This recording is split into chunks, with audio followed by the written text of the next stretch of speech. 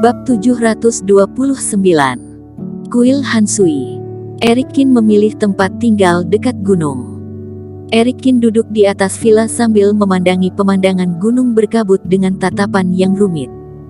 Chen Yu, apakah kamu telah menjadi seorang iblis?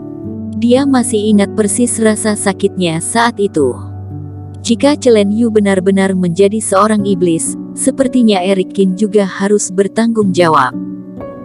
Jika dia benar-benar membunuh banyak orang, apa yang bisa dia lakukan setelah menangkapnya?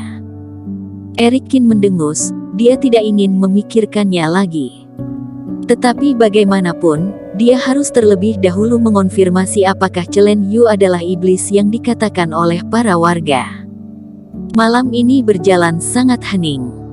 Keesokan paginya, pemimpin Zhang mencari Erik Kin. Pemimpin Kin, kasus ini sudah lama tertunda, kamu berencana menanganinya mulai dari mana? Tanya pemimpin Zhang pada Erik Kin. Kapan dia terakhir kali terjerumus dalam kasus pembunuhan lagi? Tanya Erik Kin. Terakhir kali terjadi di kuil Hansui, ada 8 biksu yang meninggal. 6 di antaranya adalah Grand Superior Master. Kata pemimpin Zhang sedikit takut. Sebelum ini, seluruh anggota keluarga Zhang dari dunia seni bela diri tewas mengerikan. Kalau begitu ayo pergi ke kuil Hansui, kata Erik Kin. Sekelompok orang datang ke kuil Hansui. Kuil Hansui terletak di pinggiran bagian barat Gunung Nan, lingkungan sekitar sangat indah, ada juga biara besar yang megah. Ada banyak kuil di Gunung Nan, kuil Hansui merupakan salah satu yang lebih terkenal. Lagi pula kuil Hansui sangat terkenal di dunia seni bela diri dan telah menghasilkan banyak master. Pemimpin Zhang membawa sekelompok orang ke sini. Pemimpin kuil Hansui keluar menyambutnya. Dia kelihatan berusia 60-an tahun, ada sepasang alis putih di pelipisnya, dia memakai jubah biksu yang bersih dengan penampilan biksu terkemuka. Erik Kin menggunakan kerohaniannya untuk menyelidiki biksu yang berada di hadapannya. Dia menemukan bahwa pemimpin tua ini memiliki kultivasi yang lumayan kuat, aura di sekitarnya sangat kuat bahkan kultivasinya telah mencapai fase kesempurnaan. Pantas saja dia bisa melawan Chen Yu hingga terluka. Amitabha, biksu Jeremy pernah bertemu para hadirin. Pemimpin tua itu kelihatan sedih seolah masih berduka atas kematian para biksu yang lain. Tuan Jeremy, hari ini kami dari kantor keamanan datang ke sini ingin bertanya mengenai kematian 8 biksu tersebut. Pemimpin Zhang berkata, ini adalah pemimpin Qin dari kota B, dia yang akan menangani hal ini. Pemimpin Qin sangat muda, aku sangat kagum. Puji Jeremy. Dia mengangguk dan membawa beberapa orang ke lokasi kejadian. Saat mereka berjalan melewati sebuah kuil, Erik Kin melihat ada patung Buddha emas di aula kuil kemudian banyak umat keluar masuk. Sepertinya kuil Hansui ini cukup makmur. Bagian depan kuil Hansui adalah tempat menerima umat dan beribadah. Bagian belakangnya adalah kediaman kami yaitu para biksu. Kami tidak menyangka tragedi seperti itu akan terjadi di tempat yang damai seperti ini. Jeremy membawa mereka ke sebuah ruangan. Setelah Erik Kin masuk ke dalam, dia langsung melihat seluruh sudut ruangan. Masih ada darah yang tersisa di lantai bahkan ada yang menempel di dinding. Hal yang paling mencolok adalah cahaya pedang yang terlihat dari arah dinding. Wanita iblis ini yaitu Chen Yu benar-benar sadis, 8 muridku semuanya mati dalam tangannya. Pemimpin tua mendengus, kalian harus menangkap wanita ini sehingga bisa balas dendam atas kematian para muridku yang malang. Erik Kin berjalan mendekati dinding dan menyentuh dinding, sepertinya aura pembunuhan masih tersisa. Erik Kin gemetaran ketika merasakan aura sekitaran. Sepertinya dia masih bisa merasakan aura Chen Yu. Chen Yu memang pernah ke sini. Singkatnya, suasana seluruh ruangan sangat kacau. Erik Kin tidak dapat menemukan hal lain yang lebih berharga. Apakah ruangan ini telah dibersihin? Erik Kin mengerutkan kening. Ya, di sini adalah kuil. Setelah mendapat arahan dari pemimpin Zhang, kami membersihkan sekilas ruangan tersebut, kata Jeremy. Erikin membuka dokumen yang disediakan oleh bagian keamanan. Apakah menurutmu Chen Yu menerobos masuk ke dalam pada saat tengah malam kemudian membunuh 8 muridmu beserta saksi?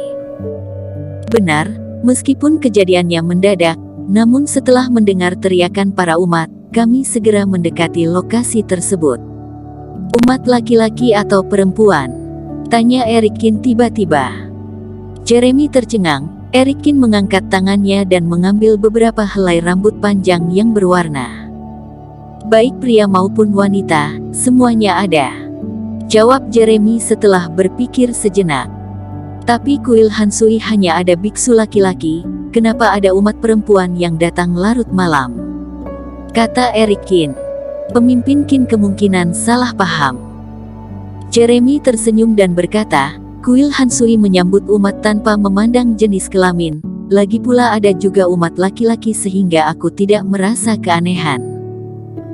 Tapi saat tengah malam, 8 biksu beserta para umat laki-laki dan perempuan berada di ruangan yang sama untuk belajar Dharma, apakah kamu yakin mereka tidak melakukan hal lain?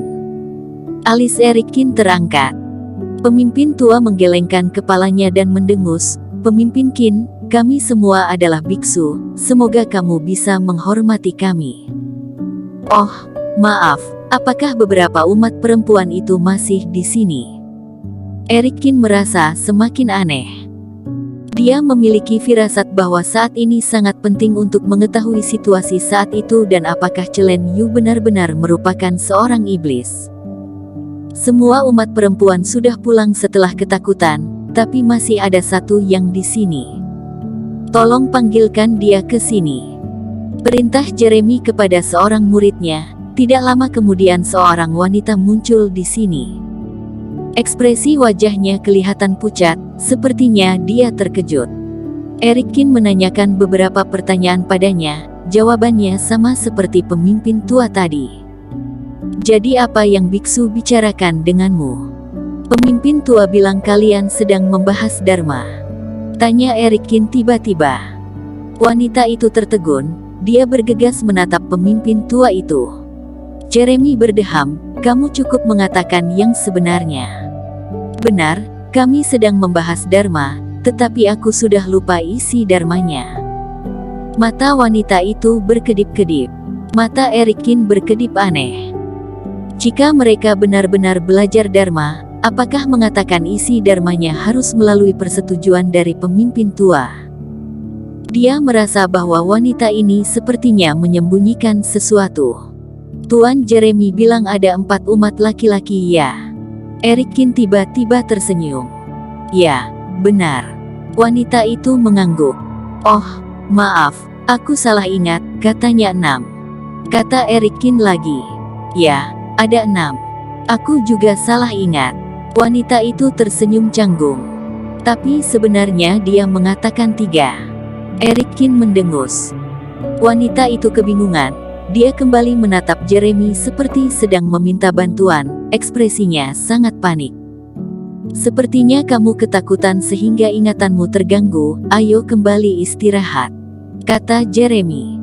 Saat wanita itu dibawa pergi oleh 2 biksu, Erikin menyipitkan matanya dan merasa ada sesuatu yang janggal. Tetapi Jeremy sengaja menyembunyikannya, dia juga tidak bisa mendapatkan kebenaran di sini.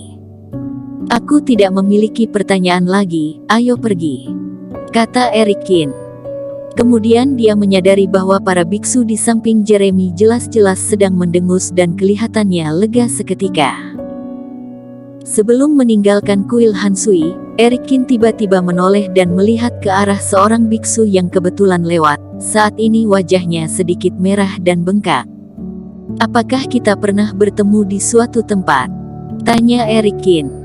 Kamu bercanda, kita tidak pernah bertemu. Biksu itu tertegun, dia menatap wajah Erikin dengan ekspresi kebingungan. Pemimpin tua menghampiri mereka sambil tersenyum. Ini adalah murid ketigaku bernama Gilbert. Gilbert, ada apa denganmu? Tanya Jeremy. Terbentur yang tidak sengaja. Gilbert tersenyum pahit. bersambung. Terima kasih telah menonton video ini sampai akhir. Jangan lupa subscribe dan nantikan kisah episode selanjutnya hanya di Novel Story. Salam.